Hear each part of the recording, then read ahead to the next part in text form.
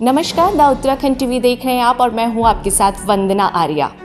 देश में कई ऐसे जाबाज आईपीएस ऑफिसर रहे हैं जिनके बहादुरी के किस्से पूरे देश में लोगों के बीच में मशहूर हुए हैं। ऐसे ही जाबाज एंड डायनामिक ऑफिसर हमारे साथ मौजूद हैं जिन्होंने यूपी और उत्तराखंड के कई क्षेत्रों में अपराध की जड़ों को मिटाने के लिए महत्वपूर्ण भूमिका निभाई है। हमारे साथ मौजूद है उत्तराखंड के डीजीपी अशोक कुमार जी। सर, सबसे पहले तो बहुत बहुत स्वागत है द उत्तराखंड टीवी। बहुत धन्यवाद आपको।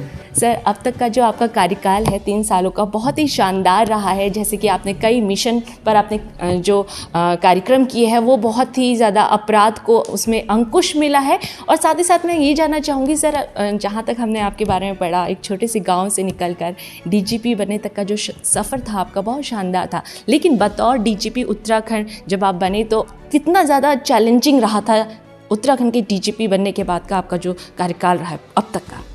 देखिए, पुलिस का काम ही ऐसा है कि वो उसमें चुनौतियाँ उससे जुड़ी हुई हैं। जब मैंने टेक ओवर किया तो उन दिनों कोविड चल रहा था और उसके टेक ओवर के 4 महीने बाद ही महाकुंभ था।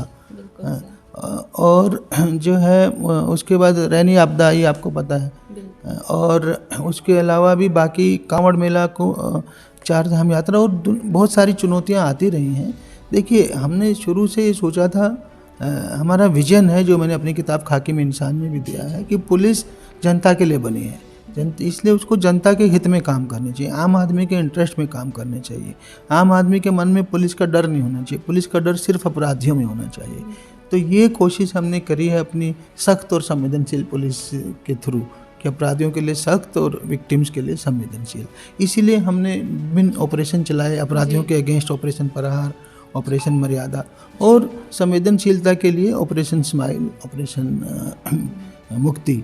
तो ये सब लोगों के सहयोग से हमें अच्छी पुलिसिंग करने में मतलब सहायता मिली है। मैं इतना ही कह सकता हूँ कि और चैलेंजेस फिर भी बने रहते हैं। हाँ, ख़त्म कभी नहीं होते। जैसे साइबर क्राइम एक नया चैलेंज है, ड्रग्स एक नया चैलेंज है। इस पे हमने पूरा मिशन मोड में काम किया, बहुत फोकस होकर काम किया। फिर भी ये नहीं मैं कह सकता कि ये चुनौती ख़त्म हो गई है, चुनौती बाकी है। सर, मैं ये जानना चाहूँगी कि कुछ ऐसे काम जो आप चाहते थे कि मैं करना चाहता था लेकिन अभी भी अधूरे रह गए हैं? यही कहा मैंने, जैसे कि हम साइबर क्राइम पे और अच्छा होता और ज़्यादा नकेल कस पाते, पर हमारी कैपेसिटी नहीं, हम धीरे धीरे कैपेसिटी बिल्ड कर रहे हैं। जी। है ना। ड्रग्स पे भी जो था, माननीय मुख्यमंत्री जी का मिशन है कि 2025 तक ख़त्म करेंगे, तो कोशिश हो रही है। पर जिसे कहते हैं ना कि एकदम 100% सफलता मिल गई, ये नहीं कह सकते। सर, लास्ट में आप लोगों को क्या संदेश देना चाहेंगे कि कार्यकाल जो आपका रहा है बतौर आप डीजीपी रहे हैं और बहुत ही अच्छा रहा है, सबने आपको देखा और बहुत ही अच्छा लगता है कि आप हमारे साथ रहे हैं,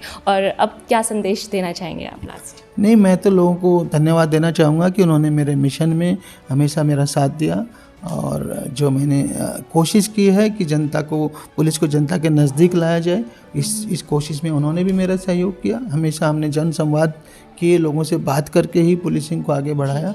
मैं अपनी ओर से समस्त जनता का और समस्त पुलिस के साथियों का धन्यवाद करना चाहूँगा। धन्यवाद सर, हमसे बातचीत करने के लिए। तो ये थे उत्तराखंड के डीजीपी अशोक कुमार जी।